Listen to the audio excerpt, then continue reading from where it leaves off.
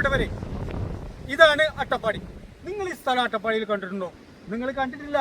നിങ്ങൾ ആരും ഈ സ്ഥലം അട്ടപ്പാടി കാണിച്ചു തന്നിട്ടില്ല, പറഞ്ഞു തന്നിട്ടില്ല, കേട്ടിട്ടില്ല നിങ്ങൾ അല്ലേ? എന്നാൽ ഈ സ്ഥലം നിങ്ങൾ കാണണം അട്ടപ്പാടി. പക്ഷെ ഇങ്ങോട്ട് വരണമെങ്കിൽ ജീപ്പ് എടുത്തിട്ട് വരണം, കാറ് വരില്ല കേട്ടോ.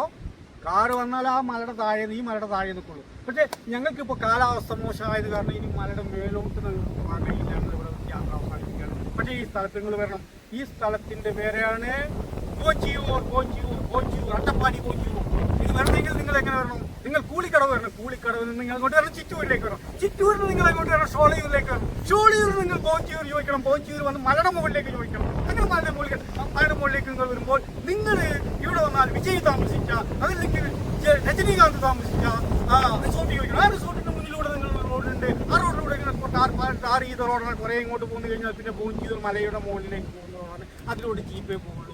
ജീപ്പിൽ വന്നിട്ട് ഞങ്ങൾ ഇതുവരെ എത്തിയുള്ളൂ. ഇവിടുന്ന് അങ്ങോട്ട് ഞങ്ങൾക്ക് പോകാൻ കുറച്ച് പേടിയുണ്ട്. കാരണം കാലാവസ്ഥ വളരെ മോശമാണെന്ന് വെച്ചാൽ കാലാവസ്ഥ നല്ല കോടമഞ്ഞുള്ള സമയമാണ്.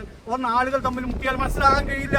അതുകൊണ്ട് ആനയെ കണ്ടാൽ പ്രശ്നമാണ്. അതുകൊണ്ട് നിങ്ങൾ ഇവിടെ വരണം, കുടുംബസമേതം വരണം. ഞാൻ നിൽക്കുന്നത് ഇവിടെ വാട്ടർ ടാങ്കിന്റെ മുകളിലാണ്. ഇതിന്റെ മുകളിൽ നിന്നാൽ ഈ അട്ടപ്പാടി മൊത്തം കാണാം. നെരിശുമുക്ക് മാത്രമല്ല, നെരിശുമുക്കിന്റെ അപ്പുറം കാണാം. അതാണ് ഈ സ്ഥലത്തിന്റെ പ്രത്യേകത.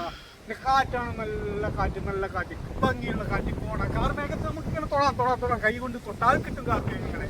അതുകൊണ്ട് ഈ സ്ഥലം നിങ്ങൾ മറക്കാതെ വന്ന് കാണണം. മിസ്സാകരുത്. അട്ടപ്പാടി വരാണെങ്കിൽ പോഞ്ചിയൂർ വരണം.